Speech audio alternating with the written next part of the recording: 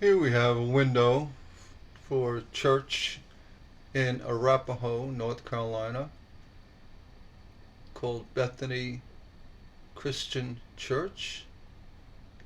The window I'm showing is a transom light that was built roughly 20 years ago, showing the detail, the finish of the stained glass.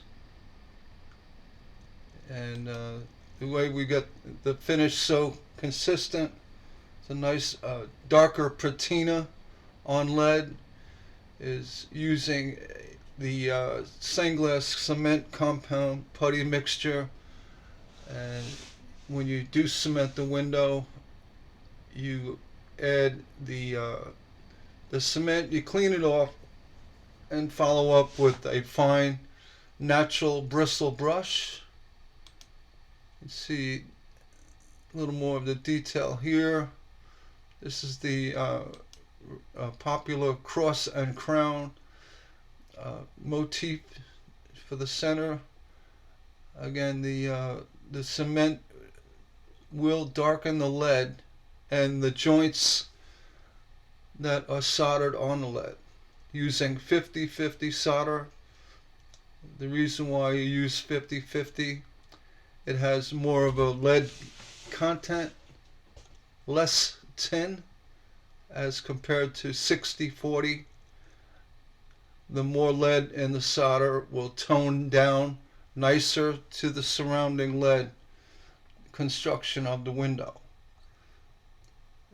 Eliminating hot spots. Hot spots are very bright areas you see on the window using 60-40.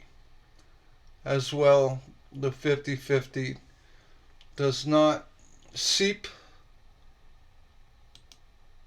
easily, as easy as 60-40 when you solder the top of the crown of the lead. The importance of that is if the solder drips past the crown of the lead and gets between the glass and the lead, you really stand a chance of having breakage due to pressure from the solder against the glass and lead. Best to do is solder your lead retaining the solder on top of the crown. Here in the middle we used 3/16 H high tensile 3/16 round H lead, and for the details surrounding the window use 1/4 inch for the broader background areas where you want a little cleaner look, defining look, and it also adds a three-dimensional effect.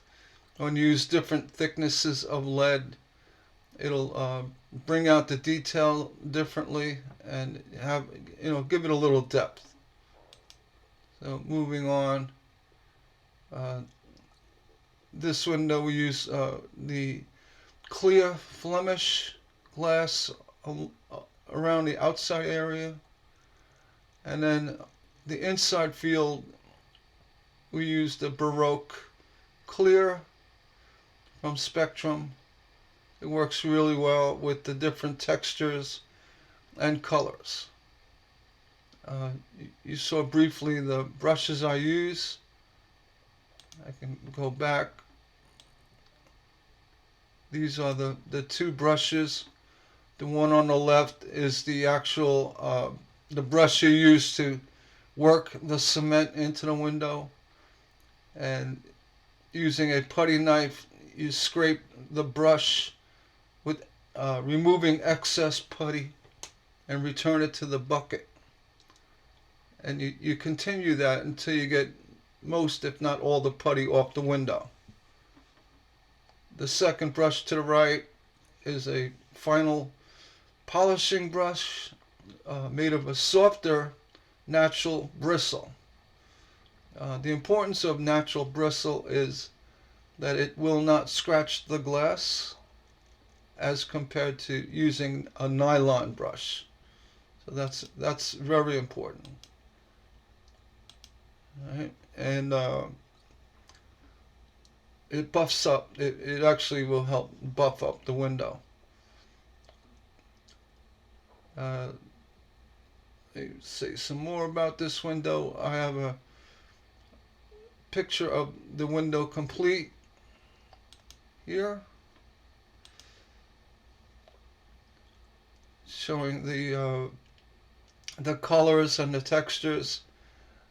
The purple you see on that thin border was a Kokomo, amber, purple, lavender, green granite, and the crown itself was we used a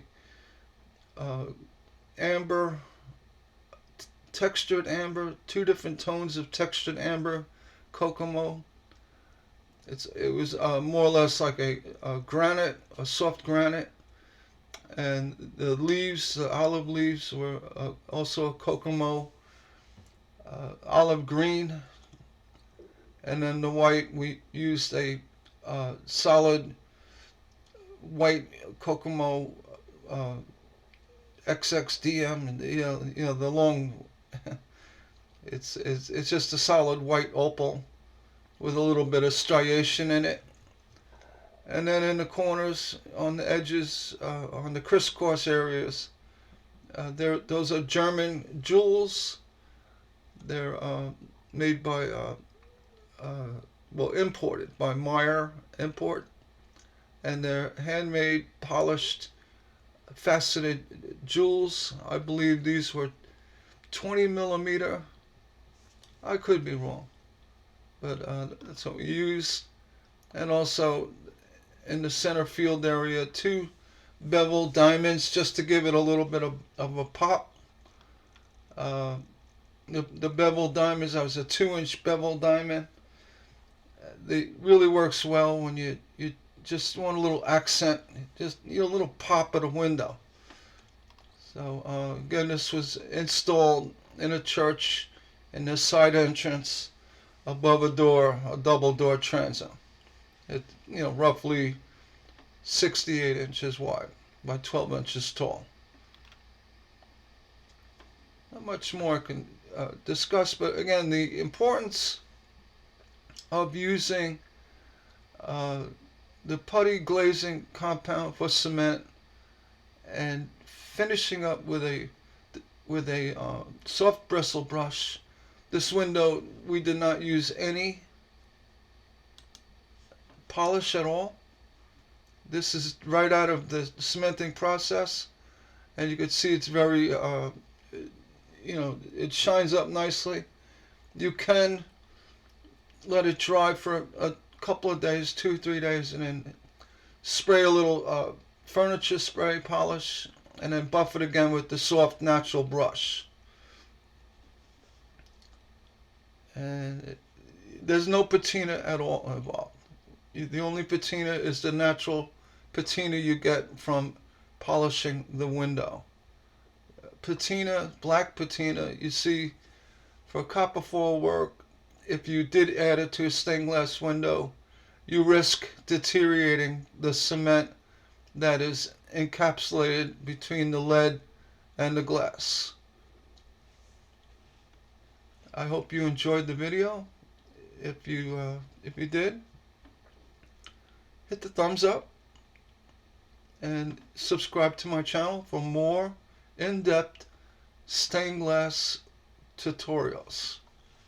Thank you very much.